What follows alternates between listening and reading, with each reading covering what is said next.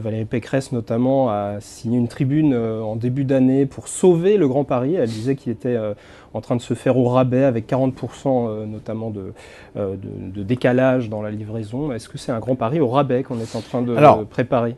Dans ce que dit Valérie Pécresse, elle reste obnubilée par ce qu'a fait Sarkozy, c'est-à-dire non pas un Grand Paris au sens d'une métropole. Il n'y a pas une ville au monde de la taille de Paris qui ne soit pas organisée dans son aire métropolitaine, c'est-à-dire non seulement la ville, mais la banlieue. Bien, c'est simple, toutes les villes le font, en Europe, dans le monde entier. Et la taille de Paris, à la fois en termes de nombre d'habitants, Paris stricto sensu, Paris à l'intérieur du périphérique, et dans ses limites géographiques, l'handicap d'une façon absolument considérable. Donc l'idée de construire une grande métropole parisienne est absolument fondamentale. Qui va dans le sens de la réforme de la décentralisation, absolument, qui elle aussi est en plein examen. Absolument. Ce qu'avait fait M. Sarkozy, il nous avait dit « je vais construire un grand métro à la hauteur de la banlieue. Je ne le finance pas, c'est un autre sujet, vous vous débrouillerez après moi. Voilà, bon. Le métro, c'est utile. On a repris, on a fait quelque chose qui est, à mon avis, plus efficace et plus juste. Voilà. On est en train de le financer dans une période où vous avez compris que les financements publics ne sont pas faciles. Mais surtout, on a décidé de faire cette métropole politique.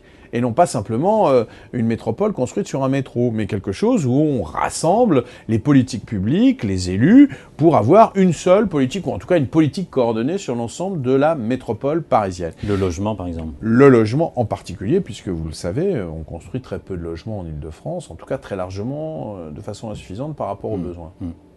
Valérie Pécresse, justement, elle demande que la hausse de la TVA de 7 à 10 points soit consacrée au financement du Grand Paris. C'est une bonne ou une mauvaise idée ? Bon, elle prend de l'argent dans la caisse et puis elle dit que c'est bien. Voilà. Non, le Grand Paris va être financé par des financements complexes de l'État.